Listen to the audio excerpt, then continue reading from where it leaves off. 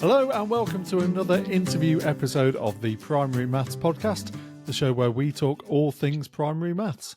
I'm John Cripwell. I'm excited to be joined by a guest that I've been trying to get on the podcast for a little while now, ever since I saw him delivering a workshop that I attended at a conference in Cardiff in 2025.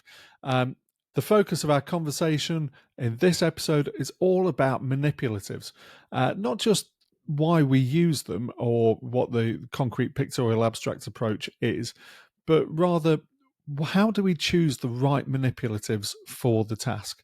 There are so many out there. There are so many different ways that you could use them. I was interested in finding out more about this idea of choosing them with purpose and what that purpose should be. We all know that it's quite easy sometimes just to follow whatever is in the lesson plan, whether that's from one of the schemes of work or something that somebody else has written for you. But understanding why we're using a particular manipulative is fundamental to ensuring that pupils notice what we want them to notice. That's the purpose of them. So, without further ado, let's get into the episode. My guest today is Jo Austen, and I am delighted to have him on the show. Welcome, Thanks Jo. so much for having me. Absolute pleasure. So, Jo, the last time I saw you was all of about 4 days ago at the Thinking Deeply About Primary Education conference in London, where I watched you deliver, and I'm not just saying this because you're on the podcast, a really, really thought-provoking workshop on number sense and developing number sense, which is a subject I'm going to come back to, actually. Because I really enjoyed it. Yeah, it's fascinating. And it just made me think at the time, I think we stopped teaching number sense and doing number sense games and things too soon, possibly, speaking as a former year six teacher. And then prior to that, I'd met you briefly in Cardiff at another conference where you were delivering a workshop on manipulatives. And I thought at the time that would be perfect discussion for the podcast, which is why we got in touch. So I'm really pleased that you've been able to make it. I know that you have been in school today. And have you been teaching, or were you sort of management stuff today? Yeah, a bit of both. No, I was teaching today. What did I do today? Taught some maths to year 6. I helped out a little bit in year 3. I do quite a lot of ECT coaching and mentoring as well. So yeah, that's one of the aspects of my job I really enjoy. So yeah, bit of mixture. Managed not to get too rained on. Like just the last 2 weeks, endless wet break, but we're fine. We keep going. Yeah, it was one aspect of the job that one of the few that I don't really miss, to be honest, wet and windy break times. And these days it's everybody out anyway, isn't it? Even if it is raining. So unless it's really tipping pretty much, down, it's got to be really raining before we keep it. That's for sure. Yeah. If we start getting the canoes out and things, then it's probably time to get in. But otherwise, really, really pleased that we've got you this evening, and we'll try not to take up all of your evening talking about maths and manipulatives and things, even though I know you love it. So we always start, Jo, with just getting guests to reflect on what maths was like for them at school. I'm just curious as to whether have you always loved maths? Has it always been a passion of yours, or was it something that you came to through teaching? Yeah, no, I always loved it. I'm one of those annoying kids that in school just didn't find it very hard for quite a long time. So I was really, really fortunate. I sort of picked up things really quickly, and so, kids tend to enjoy things that they're good at. But I was, really lucky. I guess, had a lot of teachers that sort of pushed me on and helped me to, not just coast along thinking it was all fine. Give me a lot of thought-provoking problems, a lot of stuff to do. I had some really brilliant maths teachers in primary school and secondary school. Everyone gets to the point where they do eventually find it hard. And I guess for me, I did it up to A level, and I did well. But the second year of A level, I did have to, start trying to sort of wrap my head around it. So I did maths up as far as A level, John. Then I did history for undergrad at university. Yeah. Okay. Nice. Another, as listeners of the podcast will know, history is another of my passion subjects. Really, we end up going into the history of maths quite a lot on Friday episodes. Okay. Very Yeah. nice. Yeah, very nice. I did So did maybe I'll get you primary. back for one of those, sure. That'd be cool. I did primary math specialism when I did go to do teacher training, so it has always sort of been on my radar. I was doing a lot of maths tutoring to make a bit of extra money while I was a impoverished London student. Then I was volunteering with some primary school age kids as well. So even before I actually did teacher training, I was sort of doing some things which sort of led me down that path. A lot of math stuff. So by the time I got to doing the primary math specialist PGC, I guess I had a fairly clear idea that it was the subject I'd be most interested in and sort of put the most extra time into. Yeah, and since then, obviously, you've obviously been doing workshops in it and written books, Just the multiple one. books. Yeah, Just you the one never at the know. moment. You I'm never sure know. I there'll mean, be, that book, I'm like, sure. it's gone well. I mean, I did it not because there's any new maths in it as such. So for anyone who hasn't seen it, it's called Small Numbers, Big Ideas, Essential Concepts for Teaching Early Maths. And there's no new maths, someone invents any new maths, but what it does is it tries to explain these really, really key concepts from early maths in a really punchy, short format. So often this stuff is buried in quite academic-y, long university style books with sort of 500 pages and small font. And this is not that. Instead, it's short format, really colorful, clear diagrams and illustrations. And hopefully, the prose is really clear and punchy. So, what is it about multiplication when you're first introducing this to children that they need to know? What are the counting principles? What is the commutativity of addition? What does that mean? So it just sort of goes through, not the whole curriculum. It doesn't cover everything, but it goes through the really key areas, sort of breaking those concepts down in hopefully a really manageable way, because I'm really conscious of, like I was saying, I'm lucky that I always enjoyed maths and that I did well at it. And I sort of did a whole load of extra training in my PGC, my teacher training, but loads of people haven't had that. And that's absolutely fine. Like primary teachers are spread so thinly across all these different subjects. So I was trying to do something to be really supportive for teachers who are maybe coming to teach maths to young children, but not so competent in how to approach it.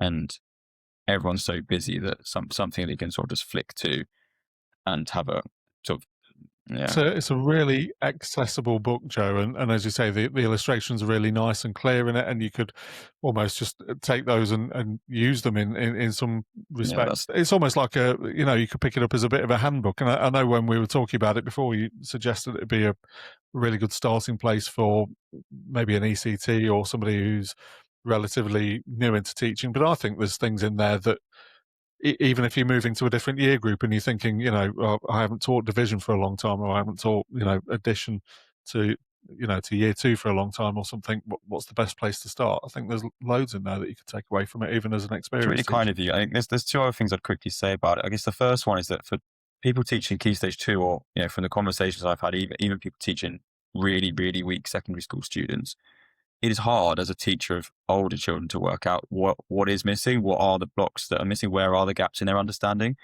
and actually have something that takes you right back to first principle, and you can work from that. Say, okay, where is it that this kid is struggling?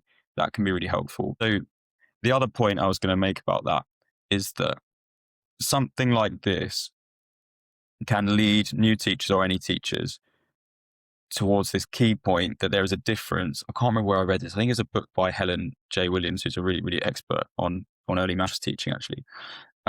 She made the point that there is a key difference between like planning and preparation. So, and I make this point to my ECTs all the time. So if we think of planning as in like stuff, slides, worksheets, trimming, sticking stuff in, cool, fine, it does matter.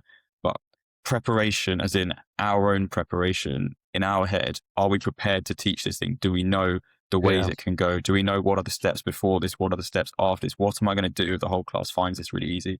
What am I going to do if these children find it really hard? And having, various resources out there, like the book I did is just one of many, having something that you can refer to, which is going to take you to the most important subject knowledge, is what actually helps you to be prepared for the lesson. And if you think like, that case, John, where like the computer crashes, all your planning goes, and you're left there with a whiteboard and a pen, a really, really proficient teacher will still be fine in that situation without any of the stuff, where the computer's all gone, because they're so prepared with their deep subject knowledge of where this lesson is going, which avenues might it go down, what are the different ways, something we'll come on to later, what are the different ways I might need to represent this concept, that they'll be fine.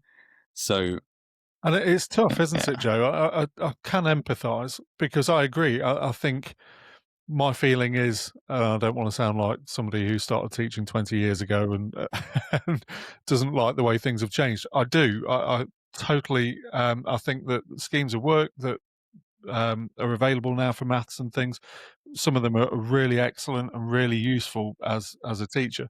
But I do think that there's a risk that you fall into, I don't need to think about the maths and preparing for the maths lesson because I know that the planning's all there, it's all done. I just need to deliver it. And that aspect of being prepared for the lesson, and what if the computer doesn't work? What if the whiteboard bulb is gone or whatever, and you can't use it? What are you going to do? For me, it goes even beyond that of just being, am I confident that I'm making the best use of this resource that I've got? And I know that's something that we'll absolutely. talk about a little bit. Yeah. That I really like that idea of, are you prepared as a teacher to deliver a lesson, even if you don't have some of these resources that you think you do? Yeah, that's absolutely right. I mean, I'm sure there's probably another whole podcast in that. This thing of, are we just delivering what's there in a plan that someone else has done, or are we actually teaching it? Are we prepared to teach it? There's probably something for another day, but it is in all the conversations that I have. You sort of go to these conferences and events with other maths leaders in our trust. Like, it is the same story coming out again and again, that this is something that as a profession we've got to grapple with, and it's on us to give our teachers the confidence and the knowledge to say, actually, I am prepared to teach this, and I'm not going to be chained to my slides on a sort of one-way train track through the lesson. So I keep often using the analogy with ECTs and sort of trainee teachers, that you've got the train tracks where it's just like from A to B, no going this way or that, or you've got the sat nav and sometimes it says recalculating, and you have to think, actually, there's a different way that we're going to get from A to B, because this initial route wasn't available. Something's happened, and you have to have that. What allows you to have that sat nav in your head while you're teaching a lesson live with all the complexity of a classroom is, like, we go back to the subject knowledge, the deep understanding of the maths itself, and B, the pedagogic subject knowledge of how you're going to teach it. That's what allows you to have a really successful lesson that is adaptive and is improvised as you go along as needed. And it's tricky, isn't it? Because maths is for most teachers, most schools, kind of 1/5 of the subjects that you'd be teaching on any one day, and every other subject is. I mean, obviously, I don't believe this, but every other subject is apparently equally important, and you need to be prepared for all of those, don't you? But yeah, which is, it is tricky from a workload point of view, and I do empathise, but I think over time you do have an opportunity to build that subject knowledge, and it's maybe not something you expect every ECT to have, within the first year of teaching. It takes some time to gain that experience, doesn't it? But at some point, you should be confident and competent enough to be able to think beyond that initial Yeah, lesson that's plan, absolutely right. and think about where you need to go. Absolutely. Yeah, we all love maths. I mean, it's hard. I think, what was it? Someone the other day was saying it's hard to argue that anything's more important than reading, even as a maths lover. So we'll go down that road another time. But it's and what was it? Oh, what was it? It was in that workshop I was in at the conference on Saturday. Actually, someone was saying that even writing is more like maths than we might think, and there's all these different connections between things that might seem quite different. And actually, it does make Yeah, sense. was it Natalie? It's, Yeah, I think it was Natalie, yeah, possibly. it's Yeah, it does kind of make sense, actually, because you do get some kids who are really proficient at maths, but less so at literacy. But often it is the same kids who are proficient, really most proficient at all of them, isn't it? So there's something to it. There's more. There might be more similarities than we think. yeah, I think so, and I totally reject the notion that you are either born a mathematician or born somebody who's good at English. Absolutely right. I always considered myself at school to be somebody who was born good at English and not born good at maths. But It turned out that actually it was just because I'd missed something, hadn't understood something. When I came to teach it, it all suddenly made sense, and I realised I could do maths. But for a long time, I was labouring under the misconception that I just wasn't a mathematician. And I was talking to somebody earlier today about how the sort of mindset is so important for pupils and adults alike. You know, as like yourself, I work with ECTs and also teaching students and things, or student teachers. Um, and even there, you know, you see this mindset that well, maths isn't my subject, and you know, I'll be great at teaching the English or whatever, but maths is going to be trickier. And I really do think having that kind of preconceived idea that maths isn't for you can really colour how you approach the subject, either as a pupil or as a that's teacher. right, especially as teachers. And where was it? Someone was saying it's basically our job to project and pretend that we absolutely love all of these things equally, because it's sort of, for some of the kids, that will be their thing. The example that was used, it was a long time ago, I think it's part of my teacher training. Someone was saying, in year 3, you have to teach kids about rocks and like different types of rocks. And a lot of us might not think that's very interesting, but there might be some kids in that class where, you know, knowing your igneous and your, was it metamorphic, I don't know, they're all these, that might be, they might find it really interesting. And it's a performative job. You're kind of on stage, and it is on us to pretend if we actually don't like it. And hopefully over time we grow to build our confidence and find that these things are interesting as well. It's tricky for maths though, isn't it? Because like you said earlier, John, it's a fifth of every day, and it is really important. And if we have teachers that are finding that tricky, it's more of a problem than someone that just doesn't like music once a week. Yes. Yeah, absolutely. It's funny that you picked out music. I think I loved music. I hated teaching music. That's right. I didn't feel like my subject knowledge was strong enough at all to teach music in year 6. Yeah.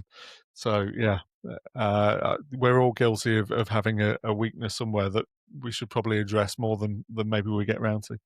But none of this, by the way, Jo, was what I asked you to come on the podcast and talk about. But it's been fascinating anyway, and I could talk to you about random math stuff all evening, which wouldn't be fair to you, but I would enjoy doing. But what we were going to talk about was particularly manipulatives. And when I suggested you coming on the podcast, you mentioned that you'd done some training on helping teachers to choose the most appropriate manipulative to use within a lesson. So it'd be great to sort of get back on. Yeah, we'll try and get back on topic. Yeah, I'm not going to pretend this will be the only tangent that we go off on. Yeah, so you keep whichever bits you want to keep. You get rid of whichever bits need clipping out. No, it's all going in. Cool. It's all going in. Yeah, I did a webinar sort of back end of 2025 where we basically focused for about 45 minutes or so in a webinar kind of format on what are the different factors that can drive the decision making that teachers have when they want to choose, out of all this wonderful array of manipulatives they've hopefully got in their cupboard, how are you actually choosing which ones you're going to use for which different lesson? And the first avenue I went down with that was that we have to sort of think, where does the manipulative that we're choosing fit into the concrete, pictorial, abstract approach that, you know, is pretty much common in most schools in the UK now. So it's not the case that you go to concrete, pictorial, abstract in one clear progression and that's it. It's more complex than that. And teachers hopefully are sort of cycling back to the concrete and pictorial stage as needed. However, it is the case that some manipulatives have certain properties that makes them kind of more concrete, if you like, or more abstract than others. So the first example of this I gave is that if you imagine the thing around learning place value, 10s and 1s, difference between doing bundles of straws with elastic bands. This is where, if anyone hasn't done it, you know, you get 10 straws, you bundle it up, you then got 110, and then you've got some other straws to be the ones. The difference between that manipulative and the Dean's blocks is really, really profound. And a lot of the time you see schools sort of skipping out the straws stage. And for me, it's a mistake to skip that stage out. Now, it doesn't have to actually be straws. Wooden lollipop sticks in bundles of 10 work equally well. The key, and there is a lot of details of classroom practical detail in this. This will not work if you have the wrong size elastic band, because year one children are not very good at doing the whole twisty thing to put the elastic band over the bundle of 10. This is one of the times when you really need to, as a teacher, have a play with Yes. the resource yourself as well, and make sure that you know what it's going to work when you ask them to do something with it. That's absolutely right. So that little elastic band tangent aside, the key point is that when you go with the straws or the lolly sticks in their bundles of 10, what you have is the possibility of bundling the 10 ones into your 110 and then unbundling it, and then bundling it again, and then unbundling it. And you can physically make up, you can compose and decompose and recompose your 10, so that the children are getting a lot of exposure to this idea that 10 ones is what's forming up your 110. Whereas if you skip straight to the Dean's blocks, that physical 10 stick, unless you've got some very high-powered like saw that is not appropriate for small children, you're not chopping up that 10 plastic stick anytime soon. It is a fixed 10.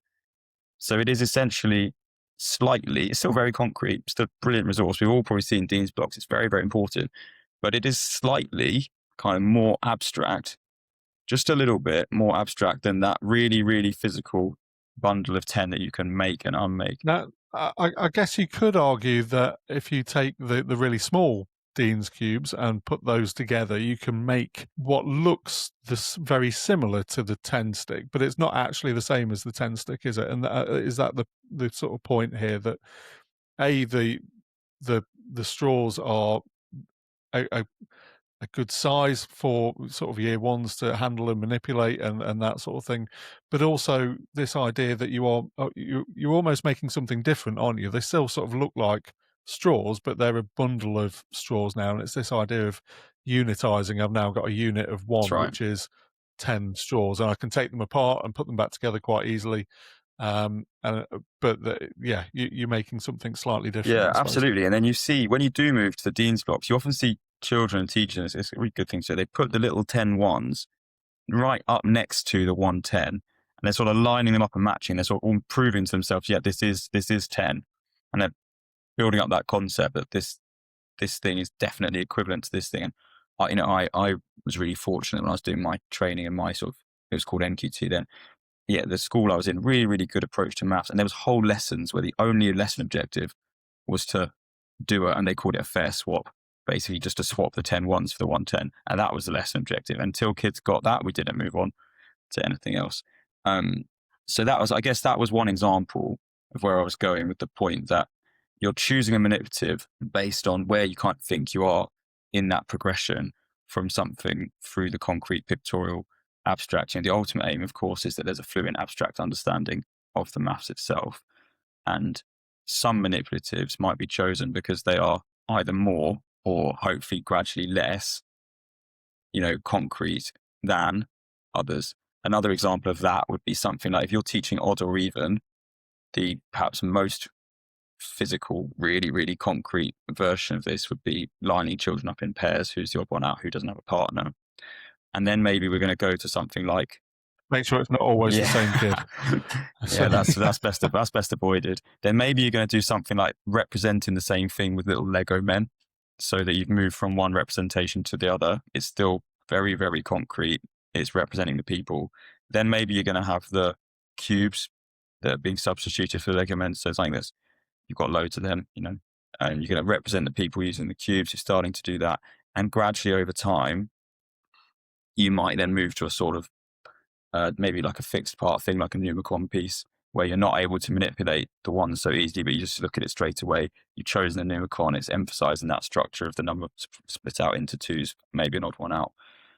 But it's a conscious choice based on where you think that those children are in the development of their understanding of that concept.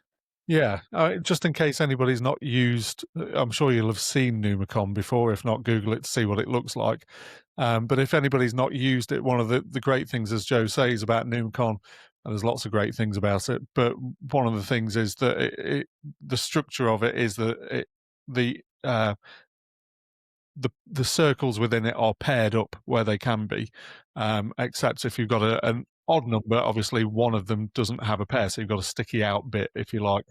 And it's really obvious that is then an odd number. And what's really nice is you can then pair it up with another odd number to show that it makes That's an right. even number. So you've got this idea of two odds making an even and things. So yeah, Numicon's a great resource for that sort of thing. But I like the fact, Joe, that you're talking about that progression from something that is very real world in terms of, two children paired up, and then maybe something that's slightly more abstract than that, and then onto cubes before you move on to something that, as you say, is fixed and can't be manipulated in the same way.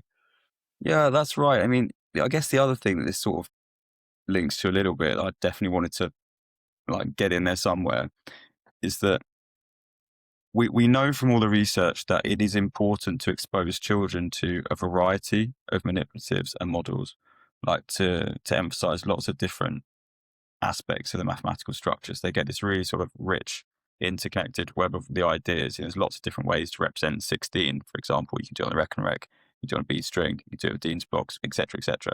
So we know from the research that this variation is important, but it is also true that there is a conscious choice to be made about the order and the system with which you introduce these different representations. And generally, there is often, not always, sometimes, some different manipulatives might sort of be equally beneficial, but for the stage that children are at, there'll be something that will work well in a particular way. If it doesn't work, you then kind of try something else because you're looking for which they're all just models, they're all just representations because they're going to help them to get to that same ultimate aim of a fluent abstract understanding of the maths. So you won't always land on the right thing first time. And that's what we were speaking about earlier about being prepared for the lesson. That if this one doesn't work, if this isn't happening and you can see it's just not landing, what am I gonna pivot to? I think maybe this is a good point just to uh, put forward the idea.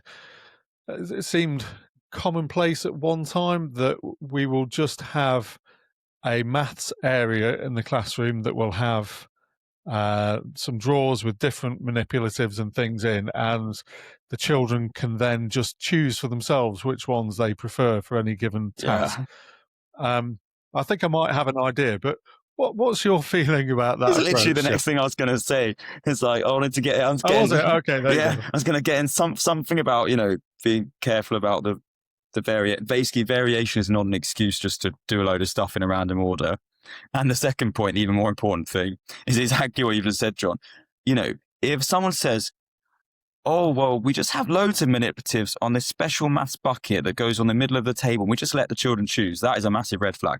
Like, our role as the teacher, as the expert in the room, who knows the maths, who knows the children, who knows where it's going, who knows where they've come from, our role is to make an informed choice on what we think is the best bet. Probably, we're not sure, because learning is really complicated, but we're making, and that's, I guess, what we're talking about today is, how do you choose a model or manipulative? We are making an informed choice. What is the best bet to go with based on everything we know? So the idea that we are going to delegate that responsibility, because, who knew maths is really important. It's really important that they learn this stuff. The idea that we're going to delegate that responsibility to the 6-year-olds is wild. So you guessed correctly. I'm not a fan of that. Yeah, I had a feeling. But it's a good point. It goes back to the idea that, as you say, the teacher is the expert, and we're making conscious decisions about these things. We're not leaving it to chance. And there's a reason for what we're doing. We're not just doing things because it looks nice. And a child might have a favourite manipulative that's, for instance, a compare bear. If they want to represent 126 with compare, they're going to be there a long time, aren't they? Counting out 126 compare bears to then represent that in terms of place value. So, yeah, there's definitely a point where the teacher needs to. And don't get me wrong, don't have a huge problem with maths areas. It's nice to see maths being celebrated in a classroom and things. And there may be a point later where a child does want to get some manipulatives that they're familiar with just to check understanding or something. But as you say, Joe, that directing them towards a particular resource, I think, is the teacher's job, isn't it? Not as the expert, not leaving it to the learner who is clearly not at this point Absolutely. the expert. I think you're. I mean, I love a compare bear, by the way. But your example with the compare bears is sort of leads me on to something else. I think this is really relevant for this discussion of how do you choose which manipulatives are best at the right time. Because it's also about when you remove them, when you move on, which you alluded to with your example of 126 compare bears. So one of the other workshops that I've done in the last year or so is something about this concept of forward-facing maths. So first came across this in Mark McCourt's book called Teaching for Mastery, which is excellent. Really recommend that. And the idea of forward-facing maths is this thing around every decision we make, every choice we take in the preparation, the planning, the delivery of the lesson, all the things we do as teachers. Are we making decisions which simply get them to the current objective or maybe the current year group objective as soon as possible? Or are we making decisions which are forward facing and set them up for serious mathematical success in their future? So try and give an example of that. Let's say I mentioned this one in the workshop actually on Saturday, didn't I? Let's say we're teaching beginnings of negative numbers in year 5 and into year 6. You can represent negative numbers purely using number lines in year 5 and year 6, teach them everything they need to know to get through their SATs test, and we can all feel good about ourselves and go home. But actually, if we choose to represent this using counters, so they've got this idea of -6 as 6 red counters, and we introduce them to that model at that stage, we are then setting them up better for success in secondary school when they start to be asked to do more complex, more advanced things with negative numbers, because we've emphasized that this has like a negative quantity. It's the cardinality, if you like, of the negative number, not just a position in an ordinal sort of an ordinal understanding in the linear number system. You know, there's multiple different examples of this. Another one would be very few schools and children learn like year 4 multiplication with an area model. So for someone who doesn't know, this would be where, let's say you're doing 23 times 12, you can build the whole thing out with deans, whether that's virtual deans or physical deans, and you've literally got 23 rows of 12 built out with the deans, so that the answer to that multiplication is represented by the space, which is covered by those deans blocks. Now, a lot of people, me included in my past when I didn't know this stuff, would happily have taught year 4 2-digit by 2-digit multiplication and never done an area model. But by exposing them to that use of the manipulatives and that model, you are developing a deeper understanding of what multiplication is, so that when they go to secondary school and they are faced with a quadratic equation, something like, that would be something like x squared plus 5x plus 6, and it's represented using certain manipulatives in secondary school, they go, oh yeah, I can see how this links to general multiplication, because when you factorize x squared plus 5x plus 6, and you get, I was done it the right way around, x plus 2, x plus 2, x plus 3 in the brackets. So those are the two factors, and you've represented it in a very similar way using something called algebra tiles, which secondary school teachers like. There's a clear link between those two models. So this idea of forward-facing maths in all the choices we make, we have to put their mathematical future in mind, not just us feeling good about saying that they're reaching age expected level for the current year group. Yeah, absolutely. And that's something, when you're teaching in the moment, it can be quite tricky. Again, regular listeners will know the conversations that I had on a regular basis as a maths lead with my year 4 team, who were introducing division, and sort of that they were thinking, what we're trying to teach here is quite hard, and I could just show them a short division method, and they'd be able to get an answer. Whereas, what we were trying to teach them was what division really is, and the two different structures of it, and how you can manipulate numbers to make that division easier and things. And it was really tricky. But the point was, as you were saying, to look at what was coming next and coming further up the school in terms of that learning journey. It's not all necessarily about what you're doing that morning in your class, is it? No, that's right. I mean, I think we've given some, I guess, sort of skipped some fairly complex examples of that point. But even the more simple one is, the whole classic just add a zero thing for times 10, right? That's the number one example of what not to do in terms of not doing forward-facing maths. If you're only doing it with integers, no decimals, that will get the kids the answer for timesing an integer by 10, stick a zero on the end. But as soon as you're doing something 21.6 times 10, they stick a zero on the end of that, and it's not timesing it by 10. You're not multiplying by 10. So it is about the example I gave with the models manipulatives, but forward-facing maths is also about avoiding at all costs these sort of cheap tricks and sort of workarounds at the expense of their mathematical understanding. Yeah, that makes perfect sense. And also, I have to say, I love the idea of using the counters with negative numbers. I have done that, but a little bit like yourself, it was quite latterly in my teaching career, really. And at the time when I did it, I thought, why didn't I do that 10 years ago? It made so the idea that a red counter represents -1, and therefore if you have two red counters, you've got two -1s, and that's -2. It's very because we know that children can sometimes find that concept of adding two negative numbers together a little bit tricky to, is it getting closer to zero, or is it moving further away from zero? What's happening when you add and subtract? That's right. It's a really concrete way of making that clear, that relationship hasn't really changed. It's just working the other side of the zero. That's right. Really. And I think that leads on to something else we were possibly going to discuss, is that different manipulatives lead you towards, or nudge the learning towards, emphasizing different structures of the maths. So if we go with that negative number example, doing your counters, let's say we've got -2 add -4, we're combining those two sets. You've got addition by combination, and that's that sort of conception of what addition can be in an advanced negative number concept. And that is different to your sort of addition by augmentation concept, where you've got one set already and you're sort of adding some more on to an existing set, which you might emphasize more with with a number line or any other different manipulatives. Like I don't know, say you've got a bead string and you've got some beads, you add on some more to what you've already got.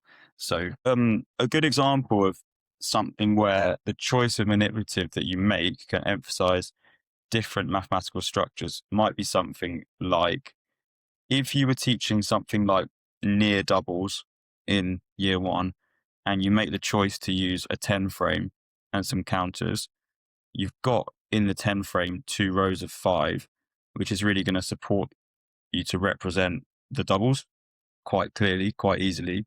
The fact you've got those boxes that are all spaced out, they've got equal spaces between equal size boxes, everything's grand. So that when the children put their counters in to represent, say they're doing double 4 in the 2 rows, the structure of that model manipulative, like the manipulative being the counters, perhaps the model being the 10 frame, it's really leading towards a very clear representation of the double. And then you take one away for the near double to show 4 plus 3, what's the same, what's different, how's it changed from your double fact that you already knew. Whereas if we just tried to teach that lesson on near doubles with just a bunch of unifix cubes, it might work fine. Because plenty of children might still get it. But the subtle difference is that you haven't given them that frame to lay the doubles in. Making the doubles might be slightly more complicated. The working memory gets more used up on just achieving the first step. And there's not so much working memory capacity left over for focusing on the structure that you really want to emphasize, which would be that near double. What's the difference between double 4 and 4 plus 3?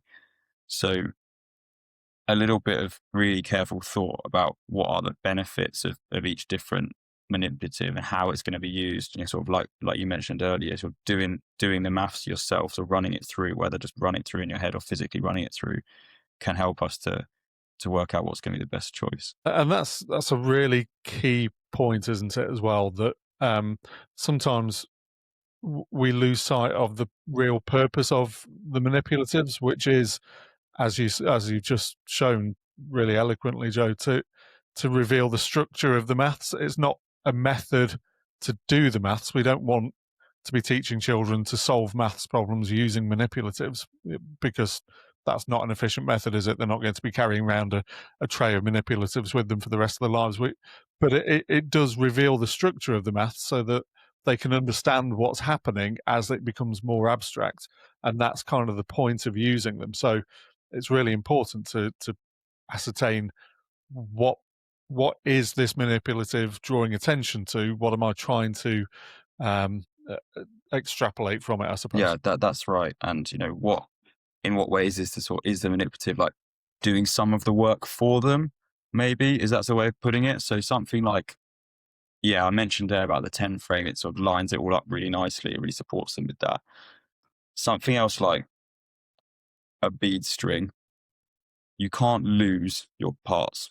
Like those are movable, pretty loose parts, but you can't have them everywhere. They're pretty much, your string can get knotted, but they're pretty much going to stay in their line. You're emphasizing that sort of linear number system part of things. You might choose that because you really want to emphasize this sort of augmentation view of addition, where you've got one set, everyone pushed 23, 10, 20, 21, 22, 23. Everyone's got 23. Great, everyone's showing 23. And now add on 4 more. Everyone pushes 4 more. Like, the children are not having to line up the 23. They can't lose the 23. They can't drop it between really the cracks in the table like they can with the Dean's ones. So a lot of this comes down to like practical classroom planning and working out what is actually going to work for the kids you've got, in the group size you've got, in the context you've got as well. Yeah, that makes sense. And it's also, I suppose, it does take some of that cognitive load as well, doesn't it? That 23 is there. It's not going anywhere. You don't have to really remember that it's there. You've made it. That's it. Now we can focus on what happens when we add 4 more. And so it frees up a little bit of capacity for noticing things, doesn't it, that maybe you wouldn't have had you chosen a different manipulative, that everything wasn't as, one of the nice things about rec and recs or bead strings is that you can see the groups of 5 really easily. So you can quickly, at a glance, after a bit of practice, see that there's 23 without having to calculate it and count it every time. And once it's there, it's staying there. So it takes away some of that cognitive load of trying to keep everything in your head, and therefore allows opportunity to notice things that maybe you wouldn't notice quite as easily if you'd done it a different way. And I also want to just quickly build on what you've said there about what we see and what we notice. So the thing with the bead string and the rec and rec, it's like you just said, it's really clear the groups of 10 or the groups of 5 with the red and white beads. So I think something just to guard against in general practices is that when we're using stuff like Dean's blocks or Unifix or Unifix or multi-link cubes, are we thinking really carefully about the colors that we've got? So, sometimes you see in a school where the Dean's blocks are like, the 10s are all one color, fair enough. They're like purple plastic 10s. But then the ones are just like absolute rainbow. And that does not help. If you're trying to get a kid to understand that this is 15 and it's 1 10 and 5 ones, and that all of these 5 ones are basically equal to each other, and that 10 of these ones would, like we spoke about earlier, be equivalent to this 1 10. And if they're just looking at it and seeing like, oh, what's going on there? Like it's a visual jumble sale. That's not helpful.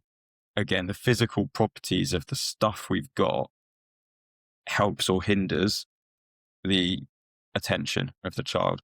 So, it's really important.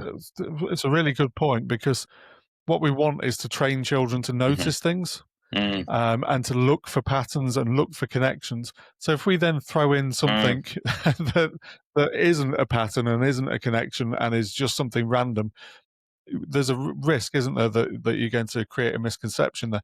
So it's like the old thing of from my workshop on Saturday mentioned that, if we always show a blue triangle that is orientated a particular way and is a particular size and everything else, then we build up a misconception that that's how triangles are. They're blue and they've always got a vertex that points to the ceiling or whatever, and they're always equilateral.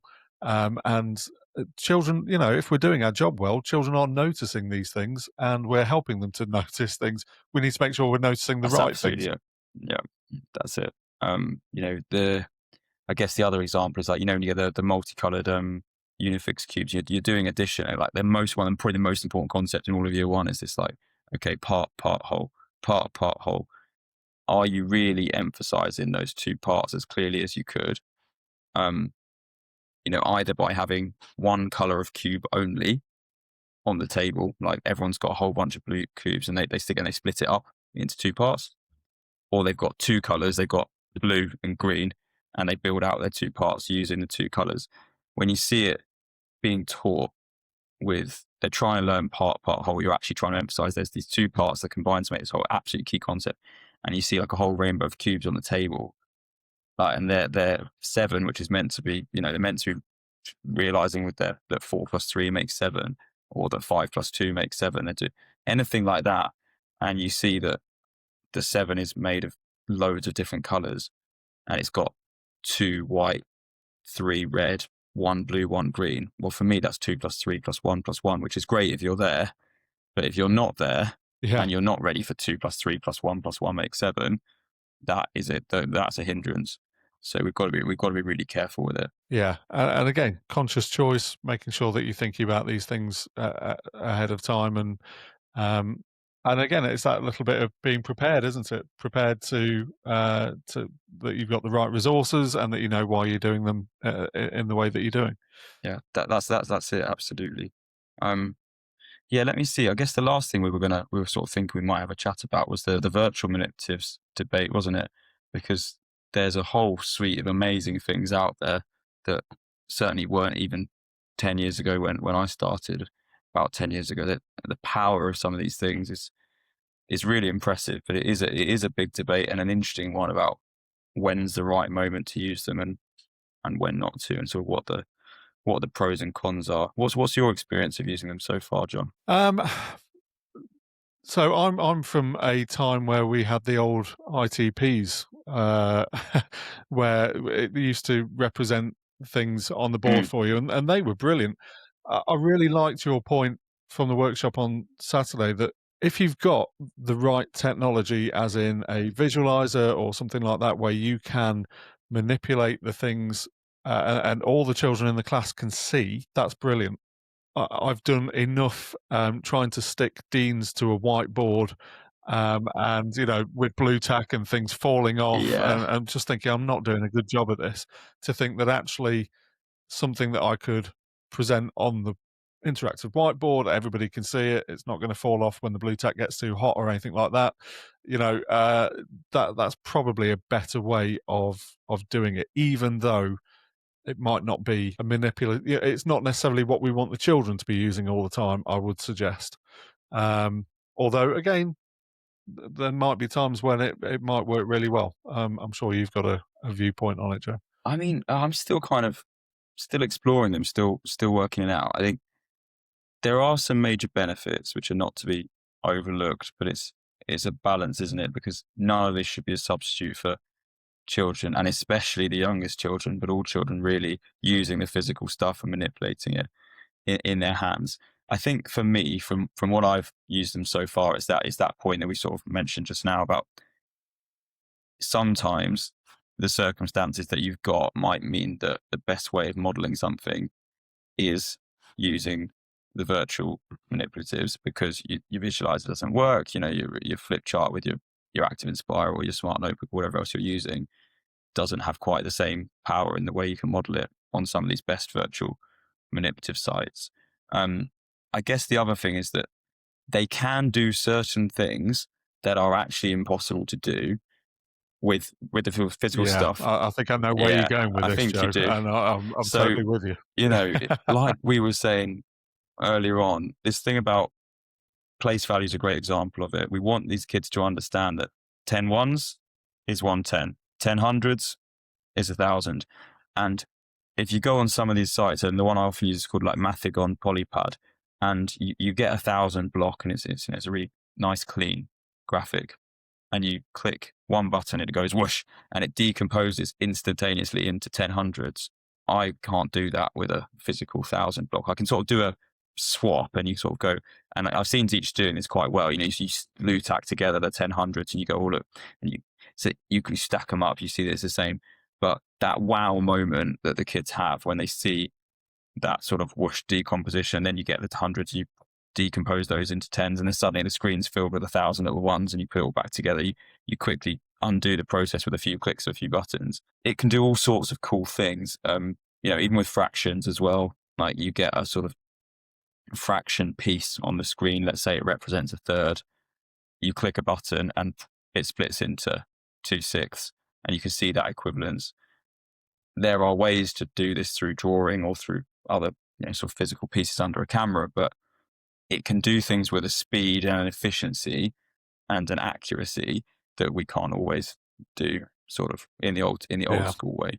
So I do think they're worth considering, but yeah, it's sort of used with sort of caution and a lot of thought about what's the best in the right circumstances. And it's not one or the other as well. So the classic way that I would most commonly do this, if we take, I don't know, Unifix cubes as an example, is you're sort of driving the virtual model on the board to show what you're trying to show, and the kids have all got the real ones at the tables. So I don't really, for me so far, I see it much more in day-to-day classroom use, much more power for the teacher modelling. I don't really want the kids sat there on laptops using virtual Unifix cubes, because we'll just use the real ones, but it's way better. But for modelling to a whole room of kids exactly what you want them to do really clearly, it can be really powerful. So I definitely think it's worth people exploring. There's something about age and stage as well, so I know, for instance, Omar Jennings and Mike Gardner over at the Maritime Academy Trust at Nightingale School, they use technology and virtual manipulatives really, really well in their upper key stage 2 classes, but that's based upon the children's prior experience of using the real thing and knowing what it looks like. True. It's another step towards that abstract. I think you've got to start with knowing what it feels like, and there's a whole body of research about how important gesture is and things, and how actually physically moving things and manipulating things is really important. And we know even from fine motor skill side of things that's an important skill to have. Just thinking about the virtual manipulatives for a moment longer, though, Jo, one of the things that you definitely can't do in real life, that you've shown a couple of times now, is the number line that you can zoom into. Yeah. I love that. I think it's such a brilliant resource. Yeah. So if anybody hasn't seen it, do you want to explain what it does, Jo? What's the website? It's like mathsisfun.co.uk or .com. Basically, if you Google zoomable number line, you get a number line where you can choose between zoom in or zoom out. And once you're in zoom in mode, clicking will zoom in. And once you're in zoom out mode, every click will zoom out. And what you do is, let's say you're on the number line between, I was going to say between 6 and 7, which is every teacher's favorite pair of numbers.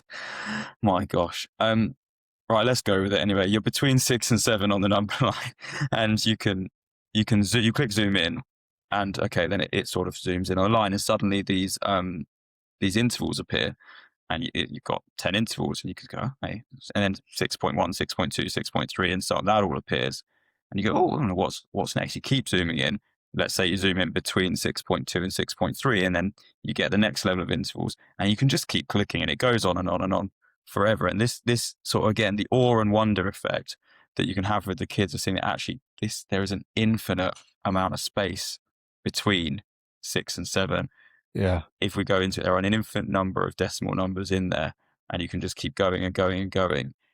It's quite amazing, and it's quite a cool resource, because obviously you have that moment of going on forever, but actually even just for modeling things like, when you're trying to teach kids about what a thousandth looks and feels like, how it fits into the number systems, is what I was saying a lot at the weekend, wasn't it? That you kind of want to go with both the linear number system aspect with something like a zoomable number line, as well as that, what does it look like? What does it feel like? Sort of quantity version of it. That was the number sense argument. So, go on something. Yeah. I just think it's such a great way. I mean, for years, I was trying to come up with increasingly good ways of explaining to most children. Most children understand it, but some children, it's really hard to get their head around the fact that 6.125 is smaller than 6.2. Because, there's that feeling that the more digits there are, the greater the value, because that's kind of the misconception that they've had since they learnt that bigger numbers have more digits when before we got into decimals.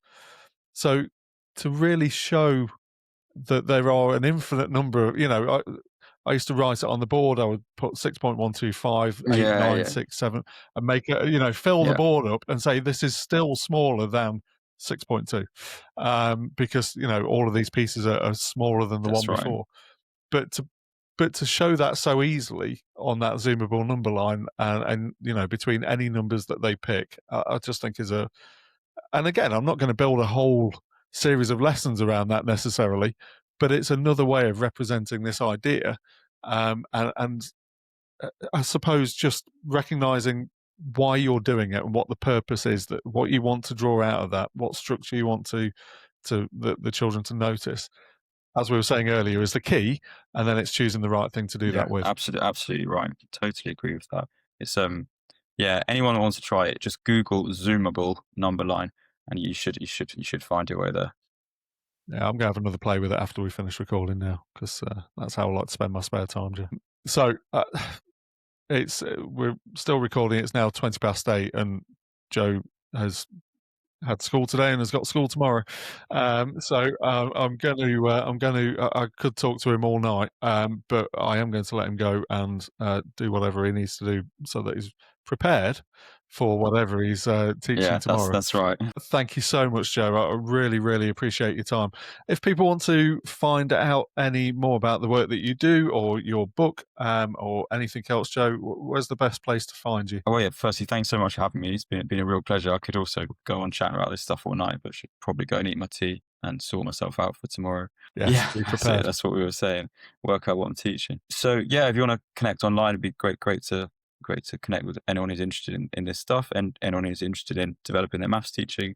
I'm still on X for now. A few interesting things going on with that recently, isn't there? But you can find me on there at Maths Within 10. I'm also on Blue Sky. That's also a little bit, hasn't quite taken off like everyone thought, but I am still on there as well at Jo Austen. I think the best place actually, where a lot of people seem to, I don't know what you think, John, a lot of people seem to be moving over to LinkedIn. So you search me up, Jo Austen, on there. Be great to connect with other teachers. Yeah, I have to say the education side of things on LinkedIn has really taken off, I think, in the last 7 or 8 months even. And I think of a lot of people that were on Edu Twitter, as it was back in the day, now seem to be migrating over to LinkedIn. There's some really good conversations going on there. So if you haven't been on there already, I would suggest that you go and take a look. And Jo, I'll put your LinkedIn details in the show notes, if that's okay, and then people can find you via that. And check out your book as well, which again is called Small Numbers, Big Ideas, Essential Concepts for Teaching Early Maths. Yeah, not the other way round, as our friend Kieran, big numbers, small ideas. It's a better the way that you've that was an interesting slip of the tongue that he made the other day, wasn't it? So Kieran, there's nothing. I don't know if he'd done it on purpose nothing or small not. about these ideas. They're very important. Look, early maths is the most important. It's the most important part. That's why I feel strongly about it. That's why I sort of I started out as a year 1 teacher, right? So that's kind of part of where it came from. But I do honestly feel that there's a load of evidence that the kids that are successful by age 7 go on to be fine with their maths, fine or better. It's, if we can get that right, the rest will follow.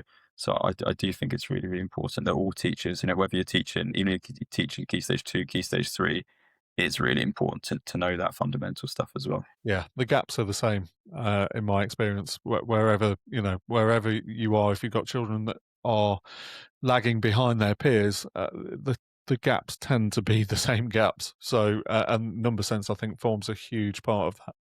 And I think even for myself, who, I didn't love maths at school, scraped to C at GCSE somehow, so I never had to do it again.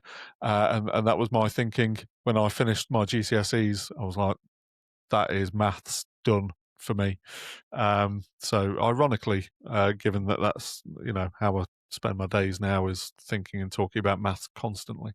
But number sense is fundamental. And your book is just one of a number of great resources, Jo, that people can turn to if they want to try and help pupils to fill in some of those gaps, I think. I will let you go, Jo. We'll keep going off on tangents. Thank you so much. We will be back on Friday. I'll be back with Becky on Friday for another Aftermaths episode. But until then, whether you're in school or elsewhere, I hope you have a great week, and we will catch you then. Thanks a lot. Thanks so again, much Jo. for having me. I see what you did there. Aftermath. I get it.